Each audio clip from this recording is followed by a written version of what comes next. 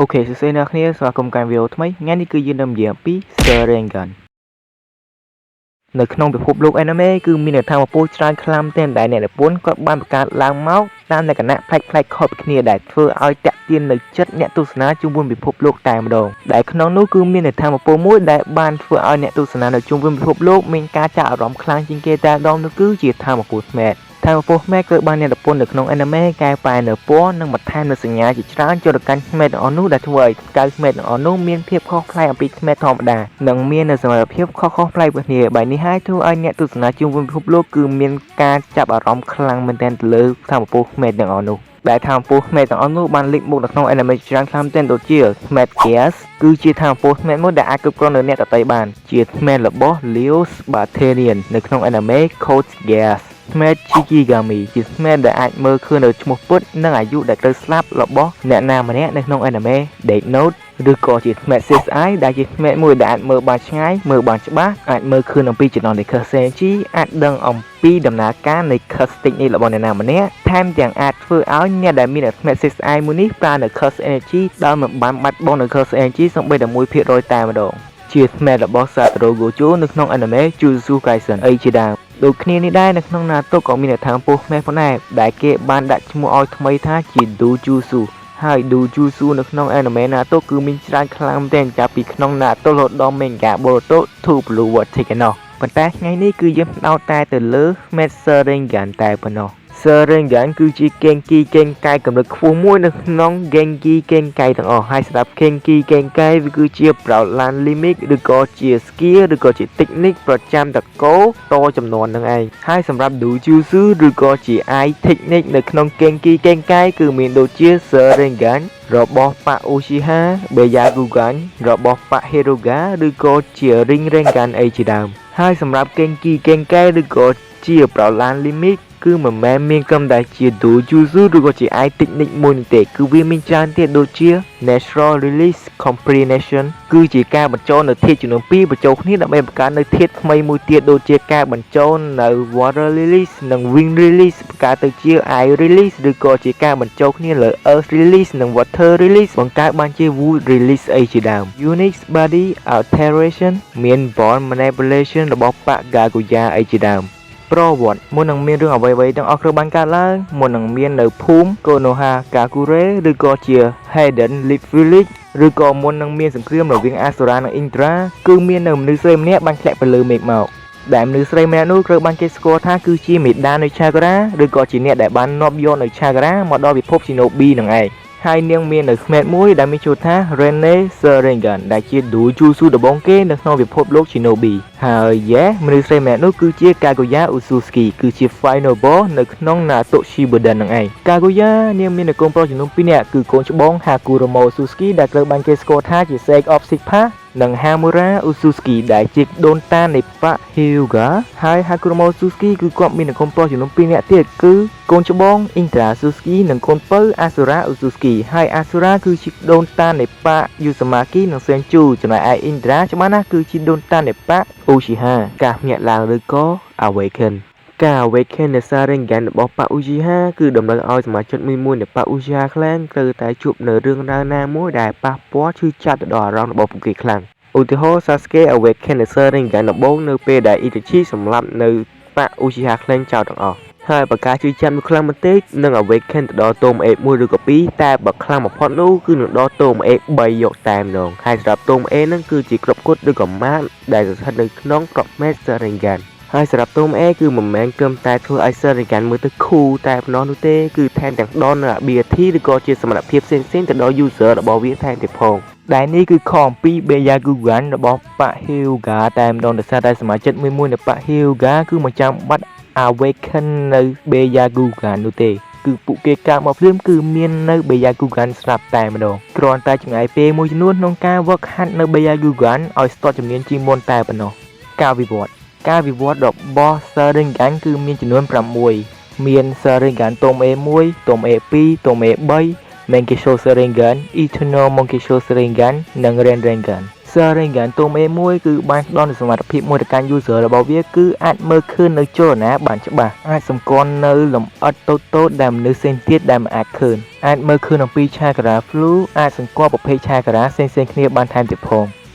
Sharingan ตัวเม2វាបានផ្ដល់នូវសមត្ថភាពមួយចំនួនទៅកាន់ user របស់វាផងដែរគឺដូចជាអាចមើលឃើញអំពីចលនារបស់ scroll ច្បាស់ជាងមុនអាចទស្សន៍ទាយនៅសកម្មភាពរបស់ scroll បានដូចជា scroll ត្រូវដាស់ស្ខានណាឬក៏វាយមកខ្លួនឯងនឹងដល់របៀបណាអីជាដើមព្រមទាំងអាច copy នៅ Thai Jutsu និង Jutsu សាមញ្ញបានថែមទៀតផងប៉ុន្តែគឺមិនខ្លាំងដូចជា Sharingan ตัวเม3នោះទេ Sharingan ตัวเม3វាបានផ្ដល់នូវសមត្ថភាពពេញលេញជាច្រើនមែនទែនទៅកាន់ user របស់វាដូចជា The Eye of Insight គឺអនុញ្ញាតឲ្យ user អាច copy នៅ Jutsu និង Ninjutsu Thai Jutsu និង Genjutsu ណាមួយលើកលែងតែ Genki Kenkai ប៉ុណ្ណោះអាចទស្សន៍ទាយអំពីចលនារបស់ Scroll ដែលមើលទៅលើចលនានៃសត្វដំដើម្បីទស្សន៍ទាយថា Scroll នឹងដាស់ស្ខានណាឬក៏វាយមកខ្លួនឯងនឹងដោយរបៀបណាអីជាដើមអាចមើលឃើញអំពីបណ្ដានៃ Chakra និងសង្កត់នៅប្រភេទធម្មជាតិនៃ Chakra នីមួយៗបានយ៉ាងច្បាស់លាស់អាចមើលឃើញនៅ Genjutsu និងអាចបំផ្លាញនៅ Genjutsu រួចផុតអំពី illusion បានការមើលឃើញនៅលម្អិតតូចៗការមើលឃើញនៅរបស់អ្វីមួយពីចម្ងាយបានយ៉ាងច្បាស់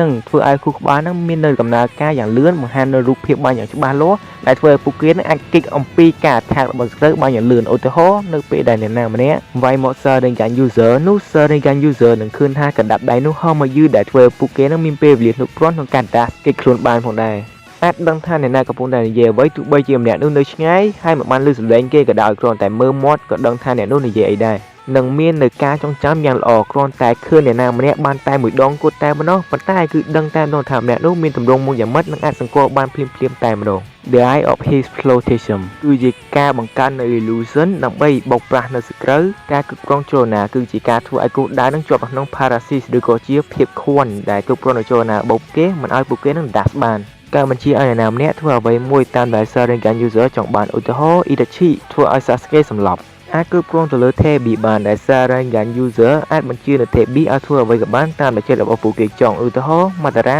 ប្រើនៅ Kurama ដើម្បីប្រយុទ្ធគ្នាជាមួយនឹង Hashirama ការផ្លាស់ប្ដូរនៅអ្វីមួយដែលមនុស្សយល់ឃើញថាពួកវាគឺជាការពិតកែប្រែវាទៅជាអ្វីផ្សេងមួយទៀតឧទាហរណ៍ការធ្វើឲ្យមនុស្សមើលឃើញថា clone គឺជាមនុស្សពិតឬក៏ជា Itachi ប្រើនៅ The Eye of Hypnotism ទៅលើ Kakashi ដែលជាលទ្ធផលធ្វើឲ្យ Kakashi ដេកនៅមន្ទីរពេទ្យយ៉ាងច្រើនថ្ងៃហើយនេះគឺគ្រាន់តែជាស្តង់ដារ Sharingan Genjutsu នោះទេមិនមែនជា Menkisho Sharingan Tsukuyomi នោះឡើយ Menkisho Sharingan ដែលនេះគឺជា level ដ៏ខ្លាំងមួយរបស់ Sharingan ដែលវិវត្តអំពី Sharingan ตัวเม3ដែល Menkisho Sharingan គឺវាបានផ្ដល់នូវសមត្ថភាពផ្សេងៗខុសពីគ្នាទៅកាន់ user របស់វាថែមទាំងរូបរាងដ៏សែង iconic រៀងៗខ្លួនផងដែរប៉ុន្តែ Menkisho Sharingan គឺវាមានផលអាក្រក់មួយនោះគឺបន្ទាប់ពីប្រើនៅ Menkisho Sharingan ហើយគឺនឹងធ្វើឲ្យស្មែរបស់ខ្លួនមានការឈឺចាប់យ៉ាងខ្លាំងថែមទាំងបើប្រើនៅ Menkisho Sharingan ច្រើនដងពេកនោះនឹងធ្វើឲ្យស្មែរបស់ខ្លួនចាប់ផ្ដើមខ្វាក់បន្តិចម្ដង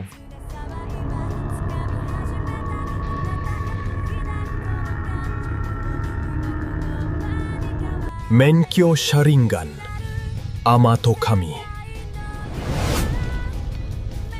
Menkisho Sharingan Koto Amasukami គឺជា Menkisho Sharingan របស់ Shizui Uchiha Shizui គឺជាបុគ្គលម្នាក់ដែលត្រូវបានអ្នកមើល anime ណាទុកមួយចំនួនមើលលំលើងខ្លាំងមែនប៉ុន្តែគាត់នេះឯងគឺជាបុគ្គលដែលមានទេពកោសល្យខ្លាំងម្នាក់នៅក្នុងបក Uchiha ព្រមទាំងមានសមត្ថភាពមួយដ៏សាញ់ OP ខ្លាំងមែនគឺជា Menkisho Sharingan Koto Amasukami នឹងឯងដែល Koto Amasukami គឺមានសមត្ថភាពមួយគឺអាចផ្លាស់ប្ដូរនៅចិត្តគំនិតការគិតការចង់បានគោលដៅនិងអត្តចរិតរបស់អ្នកណាម្នាក់បានយ៉ាងស៊ីផុយតែម្ដងឧទាហរណ៍ Jon Uchiha គាត់គឺស្អប់នៅភូមិគោនហានិងគោនហា system ថែមទាំងចង់បំតិចនៅពិភពលោក Shinobi នេះចោលប៉ុន្តែ Jon ត្រូវបានស៊ីស៊ុយដាក់នៅ Koto Amasukami ទៅកាន់គាត់ដែលធ្វើឲ្យ Jon នឹងបែរជាគិតថាគាត់ស្រឡាញ់នៅភូមិគោនហានិងគោនហា system ដែលមិនចង់កំទេចនៅពិភពលោកនោះទេប៉ុន្តែបែរជាចង់ការពារនៅពិភពលោក Shinobi នេះទៅវិញហើយ Jon នឹងមិនដឹងទេថា Koto Amasukami គឺបានផ្លាស់ប្ដូរនៅចិត្តគំនិតរបស់គាត់ប៉ុន្តែគាត់បែរជាគិតថាគាត់គិតបែបនេះតាំងពីដើមមកតែម្ដងហើយនេះឯងគឺជាផុសតាំងដែលបានបញ្ជាក់ថា Koto Amasukami គឺជាតិចនិកមួយដ៏សាញ់ OP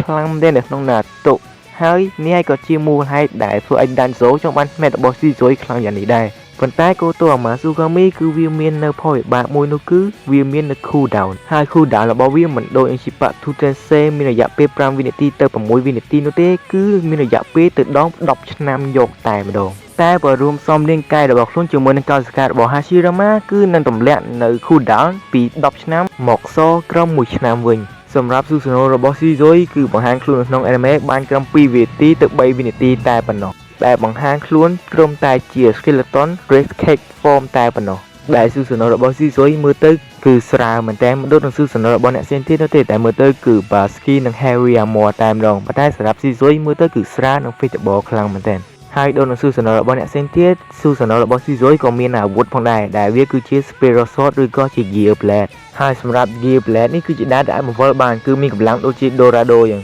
ដែលវាគឺអាចឃុំបំបែកនៅ Armor, Seer, Barrier ឬក៏ជា Defense បានដោយសារតែកម្លាំងខួងរបស់វាគឺខ្លាំងមែនទែន免許車輪ガンつくよみ Menkyo Sharingan Tsukuyomi គឺជារបស់ Itachi ដែល Itachi គឺជាបុគ្គលម្នាក់ដែលគេបាននិយាយថាគឺជាបុគ្គលដែលប្រើនៅ Menkyo Sharingan ល្បីល្បាញខ្លាំងជាងគេនៅក្នុង Naruto គឺដោយសារតែ Tsukuyomi នេះឯងហើយ Itachi គឺជាបុគ្គលម្នាក់ដែលមាននៅ Menkyo Sharingan ដែលមាននៅសមត្ថភាពឬក៏ជា ability ចំនួន2ខុសៗគ្នាគឺ Mekan ឆ្វេង Menkyo Sharingan Tsukuyomi និង Mekan ស្ដាំ Menkyo Sharingan Amaterasu Menkyo Sharingan Tsukuyomi គឺជាយ៉ានជូស៊ូមួយដែលខ្លាំងក្លាជាងគេដែលមកធ្លាប់ឃើញនៅក្នុង Naruto យ៉ានជូស៊ូ Tsukuyomi គឺអនុញ្ញាតឲ្យ Itachi ចាប់យកនរណាម្នាក់ចូលក្នុងពិភពលោកយ៉ានជូស៊ូហើយនៅក្នុងពិភពលោកយ៉ានជូស៊ូនោះ Itachi គឺប្រៀបដូចនឹងព្រះអញ្ចឹងគឺគាត់អាចធ្វើអ្វីក៏បានដែរនៅក្នុងពិភពលោកមនុស្សគឺគាត់អាចគ្រប់គ្រងលើពេលវេលាទំហំនិងអ្វីៗបានគ្រប់យ៉ាងតែម្ដងហើយជាពិសេសនោះបើសិនជាអ្នកនរគ្នាស្ថិតនៅក្នុង Tsukuyomi រយៈពេល3ថ្ងៃនៅខាងក្រៅអ្នកគ្នាទើបតែឆ្លងកាត់ឲ្យរយៈពេលត្រឹមតែ1វិនាទីតែប៉ុណ្ណោះហើយអ្វីដែលយើងតែតែឃើញ Itachi តែតែធ្វើនៅពេលគាត់ចាត់អ្នកណាម្នាក់ចូលក្នុង Genjutsu Tsukuyomi នោះគឺធ្វើទារុណកម្មទៅលើពួកគេហើយទារុណកម្មនោះគឺមានគ្រប់បែបយ៉ាងតែម្ដងឲ្យតែ Itachi គាត់គិតនឹងចង់ធ្វើមកលើយើងបែបនេះគឺបានន័យថាអ្នកគ្នាត្រូវបាន Itachi ធ្វើទារុណកម្មអស់3ថ្ងៃប៉ុន្តែអ្នកគ្នាគឺតែឆ្លងកាត់ឲ្យរយៈពេល1វិនាទីតែប៉ុណ្ណោះ Menkyo Sharingan Amaterasu គឺជាភ្លើងទេពណ៌ខ្មៅមួយដែលឆេះមិនចេះចប់តែម្ដងហើយបើតាម Legend ឬក៏ជារឿងព្រេងបាននិយាយថា Amaterasu គឺអាចឆេះរយៈពេល7ថ្ងៃ7យប់តែម្ដងឬក៏ឆេះរហូតតតែគោលដៅហ្នឹងឆេះរលាយបាត់បង់ឲ្យពីលើលោកនេះហើយ Amaterasu នឹងឆេះឡើងនៅក្នុងកន្លែងដែល Itachi ក៏បានមើលឃើញឧទាហរណ៍បើគាត់មើលឃើញដុំថ្មនោះដុំថ្មនឹងឆេះហើយសម្រាប់កម្ដៅរបស់ Amaterasu គឺអាចនឹងមាននៅកម្ដៅស្មើនឹងព្រះអាទិត្យសម្រាប់ Susanoo របស់ Itachi គឺ Itachi គាត់មាន Susanoo មួយដែល badass ខ្លាំងមែនទែន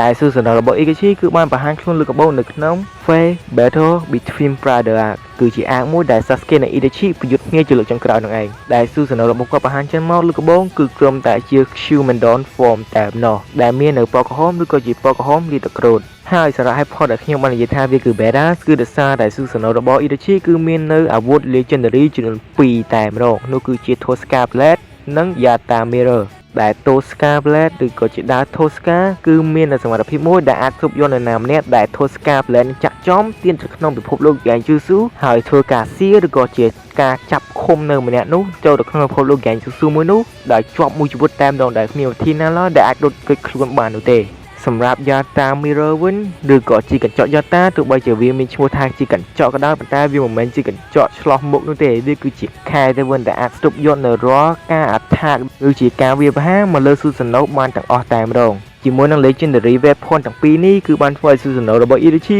គឺមាន defense យ៉ាងខ្លាំងក្លាតែម្ដង Menkyo Sharingan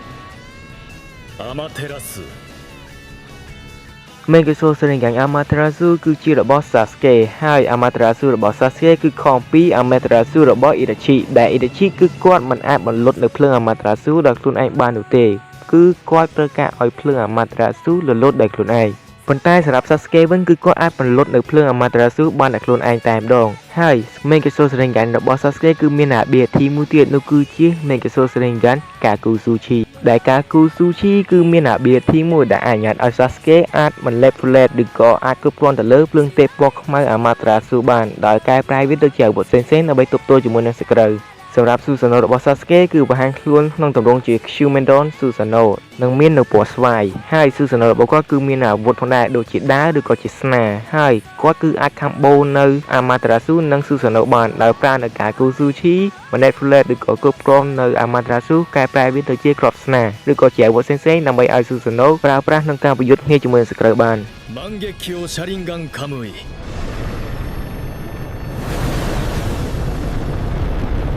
main គេចូលសរិងកានខាងមួយគឺជារបស់ Obito ដែលវានឹងគឺពាក់ព័ន្ធជាមួយនឹងវិជា Space Time Jutsu ខាងមួយមេកានស្ដាំនៅជាមួយនឹង Obito គឺមានសមត្ថភាពមួយដែលអាចអនុញ្ញាតឲ្យគាត់នឹងគឺអាចចូលទៅក្នុងពិភពលោកខាងមួយ dimension ដែលធ្វើឲ្យរាល់ការអត្ថាទាំងអស់មកលើ Obito គឺមិនអាចប៉ះខ្លួនរបស់គាត់បាននោះទេហើយគាត់គឺអាចស្រូបយកនរណាម្នាក់ឬក៏ជាវត្ថុផ្សេងៗចូលក្នុង dimension ហើយថែមទាំងធ្វើឲ្យគាត់នឹងអាច teleport បានថែមទៀតផងសម្រាប់ មេកាចូលសរិងកានមេកានឆ្វេងនៅជាមួយនឹងកាកាឈីគឺមានសមត្ថភាពមួយដែលអាចអនុញ្ញាតឲ្យកាកាឈីអាចស្រូបយកនៅនរណាម្នាក់ឬក៏ជាអាវុធផ្សេងៗឬក៏ជាវត្ថុផ្សេងៗចូលក្នុងខាងមួយ dimension បានដែលធ្វើបែបនេះគឺអាចការពារគាត់អំពីការអត្ថាផ្សេងៗបានថែមទៀតផងសម្រាប់ស៊ូសាណូវិញគឺយើងមិនដែលឃើញ Obito ក៏បាននៅស៊ូសាណូសំបីតែម្ដងតែម្ដងប៉ុន្តែយើងធ្លាប់ឃើញនៅកាកាឈីបានបាននៅស៊ូសាណូហើយដោយសារតែកាកាឈីគាត់បានប្រើប្រាស់នៅក្មេរបស់ Obito ដើម្បីបាននៅស៊ូសាណូបែបនេះហើយយើងអាចសន្និដ្ឋានបានថានេះក៏ជាស៊ូសាណូរបស់ Obito ដែរទៅចុះដែលស៊ូសាណូនេះគឺមានពណ៌ស្លេកមេឃហើយបើហានមុខលើកដំបូងគឺក្នុងដំបូងជា perfect ស៊ូសាណូភ្លាមយកតែម្ដងដូចនឹងស៊ូសាណូផ្សេងៗទៀតវាក៏មានអាវុធផងដែរដែលអាវុធមួយនោះមានឈ្មោះថាខាងមួយ Shuriken គឺមាន ability មួយគឺនៅពេលដែលវាបានកាត់ឬក៏ប៉ះជាមួយនឹងរបស់អ្វីមួយគឺវានឹងស្រូបយកនៅរបស់មួយនោះចូលទៅក្នុងខាងមួយ dimension ភ្លាមយកតែម្ដងដែលនេះគឺជា technique មួយដែលមិនមាន defense អ្វីអាចទប់ទល់បាននោះទេសម្រាប់សារដាវិញគឺយើងបានឃើញនាងប្រើនៅ main គេចូលសរិងកានម្ដងនៅក្នុង manga ដែលប្រើដើម្បីកម្ចាត់នៅ Ryu ប៉ុន្តែយើងបានឃើញតែសមត្ថភាពនៃមេខាងស្ដានរបស់នាងតែម្ដងគឺមានឈ្មោះថា Ohirome ដែលជាឈ្មោះមួយទៀតនៃអត្តទេពនៃព្រះអាទិត្យគឺ Amaterasu ប៉ុន្តែវាគឺមិនពាក់ព័ន្ធជាមួយនឹងភ្លើងទេបែរជាពាក់ព័ន្ធជាមួយនឹង Space Time និង Gravity ទៅវិញដោយសារតែ ability នៃក្មេងស្ដាំ Ohirome របស់ Sarada គឺអាចឲ្យនាងនឹងបង្កើតនៅ Black Hole មកជាច្រើនហើយ Black Hole ទាំងអស់នោះគឺមាននៅកម្លាំងស្រូបយ៉ាងខ្លាំងមែនទែនថែមទាំងធ្វើឲ្យនាងអាចហោះបានថែមទាំងអាចបន្ទុះនៅ Black Hole ទាំងអស់នោះបង្កើតជាការបំផ្លិចបំផ្លាញថែមទៀតផងដែលធ្វើឲ្យនាងនឹងអាចសម្លាប់ Ryu បានយ៉ាងងាយតែម្ដងសម្រាប់ Madara វិញគឺយើងដឹងថាគាត់មាននៅ Main Geisho Sharingan ប៉ុន្តែតែក្នុង Manga រហូតដល់ Anime គឺគេមិនទាន់បានបង្ហាញថា Main Geisho Sharingan របស់ Madara គឺមាននៅ ability ឬក៏ជាសមត្ថភាពអ្វីនៅឡើយទេប៉ុន្តែយើងគ្រាន់តែដឹងថាគាត់គឺមាននៅ Susanoo ដែលមាននៅពណ៌ Q តែប៉ុណ្ណោះEternal Main Geisho Sharingan គឺជាការ upgrade មួយបន្ទាប់ពី Main Geisho Sharingan ដែល Eternal Main Geisho Sharingan គឺមាន ability មួយគឺអាចធ្វើឲ្យសមត្ថភាពទាំងអស់នៃ Main Geisho Sharingan កើតឡើងនឹងខ្លាំងក្លាជាងមុនថែមទាំងធ្វើឲ្យ user អាច lock នៅ perfect Susanoo បានហើយដើម្បី upgrade នៅ Main Geisho ទៅដល់ Eternal សមាជិកមួយនៃ Uchiha គឺត្រូវការ quest នៅក្របផ្នែករបស់បងប្អូនរបស់ខ្លួនយកមកដាក់នៅផ្នែករបស់ខ្លួនឯងដើម្បី upgrade ទៅដល់ Main Geisho Sharingan ទៅជា Eternal Main Geisho Sharingan ហើយសមាជិកនៃប៉ា Uchiha គឺយើងឃើញតែ2នាក់តែម្ដងដែលបាន upgrade ពី Main Geisho ទៅជា Eternal គឺ Madara និង Sasuke Rinnegan គឺជាការវិវត្តចុងក្រោយគេហើយក៏ខ្លាំងជាងគេផងដែររបស់ Sharingan ដែល Rinnegan គឺត្រូវបានគេនិយាយថាគឺជា Dojutsu ដែលខ្លាំងជាងគេមួយនៅក្នុងចំណោម Dojutsu ចំនួន3គឺ Rinnegan, Sharingan និង Byakugan ហើយរបៀបក្នុងការ unlock នៅ Rinnegan គឺបំរើឲ្យបុគ្គលម្នាក់នោះមាននៅឆាក្រារបស់ Indra និងឆាក្រារបស់ Asura និងខ្លួនតែមួយតែម្ដងហើយសម្រាប់អ្នកដែលបាន unlock នៅ Rinnegan គឺមានចំនួន2នាក់គឺ Madara និង Sasuke ហើយហេតុផលដែល Madara និង Sasuke unlock នៅ Rinnegan បានគឺដោយសារតែ Madara និង Sasuke គឺជាកំណើតជាតិថ្មីឬក៏ជាការចាប់ជាតិថ្មីរបស់ Indra បែបនេះហើយគឺពួកគេមាននៅឆាក្រារបស់ Indra នៅក្នុងខ្លួនរបស់ពួកគេស្រាប់តែម្ដងហើយហេតុផលដែលពួកគេមាននៅ Asura ឆាក្រានោះគឺដោយសារតែ Madara គាត់បានរួមផ្សំខ្លួនឯងជាមួយនឹងកោសិការបស់ Hashirama ហើយសម្រាប់ Hashirama គាត់គឺជាការចាប់ជាតិថ្មីរបស់ Asura បែបនេះហើយគាត់ក៏មាននៅឆាក្រារបស់ Asura នៅក្នុងខ្លួនរបស់គាត់ស្រាប់ដូចគ្នាហើយឆ្លងកាលរយៈពេលរាប់រយទសវត្សរ៍ក្រោយមក Eternal របស់ Madara បានវិវត្តទៅជា Rinnegan បានសម្រាប់ហើយសម្រាប់ Sasuke វិញក៏ទទួលបាននៅ Asura Chakra អំពី Hakuromo Uzutsuki ដោយផ្ទាល់តែម្ដងហើយមិនចាំបាច់ត្រូវការរងចាំឲ្យរយៈពេលប្រហែល100ទសវត្សរ៍ដើម្បីឲ្យ Eternal វិវត្តទៅជា Rinnegan ដូចជា Madara នោះទេគឺក្មេងរបស់ Sasuke Eternal បានវិវត្តទៅជា Rinnegan ភ្លាមយកតែម្ដងហើយថែមទាំងមាននៅ Tomoe ចំនួន6ថែមទៀតហើយ Rinnegan ក៏បានផ្ដល់នូវសមត្ថភាពច្រើនមែនទែនដល់ការ user របស់វាហើយសមត្ថភាពមួយគឺមើលទៅគឺ OP ខ្លាំងមែនទែនដែលមានដូចជាទី1 Deva Pass ឬក៏ Tendo មាន Shinra Tensei គឺជាការរុនអ្វីចេញពីខ្លួន Bacho Training គឺជាការស្រូបអ្វីចូលមកកាន់ខ្លួននិង Chibatu Tensei គឺជា skill ដែលអាចបង្កើតនៅ Moonlight Sphere ដែលអាចស៊ីអ្វីបានគ្រប់យ៉ាងទី2 Asura Pass ឬក៏ Surado គឺជាការធ្វើឲ្យខ្លួនឯងមាននៅអាវុធចាំពីរាងកាយដូចជា Robot ចឹងនិងមានដូចជា Laser ឬក៏ជា Extra Arm ទី3 Human Pass ឬក៏ Nikendo គឺជា skill ដែលអាចដកនៅព្រលឹងមនុស្សអានការចងចាំឬក៏ memory របស់អ្នកណាម្នាក់ ទី4 Animal Pass ឬក៏ Shikusudo គឺជាស្គីដែលអាចកោះហៅនៅសត្វធំៗមកបាន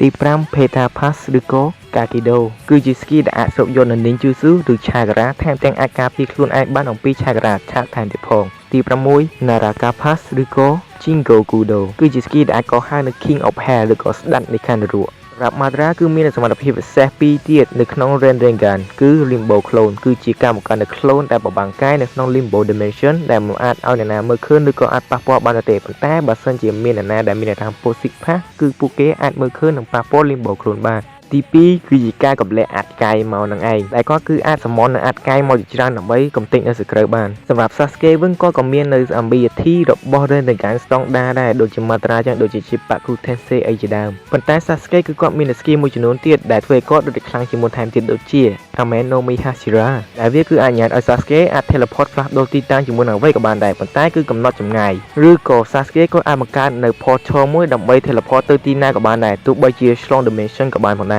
ហើយ Sasuke គឺបានធ្វើការ update ទៅលើ Chippaku Tensei ដែលធ្វើឲ្យគាត់នឹងអាចបង្កើតនៅ Moonlight Spear ស្រូបយកនៅ Nante ទាំង9ក្បាលយ៉ាងងាយតែម្ដងហើយសម្រាប់អ្នកដែលបានរកនៅវិធីក្នុងការ update ពី Mega Soul Sharingan ទៅជា Eternal Mega Soul Sharingan និងពី Eternal Mega Soul Sharingan ទៅជា Rinnegan នោះគឺជា Madara ហើយ Yeah Hero Genius It's the motherfucking Eagle Double G. Snoop Dogg. ហើយនឹងឯនេះវីដេអូរបស់យើងគឺមានក្រុមនឹងនេះឯងចាំជួបគ្នានៅវីដេអូក្រោយទៀត Bye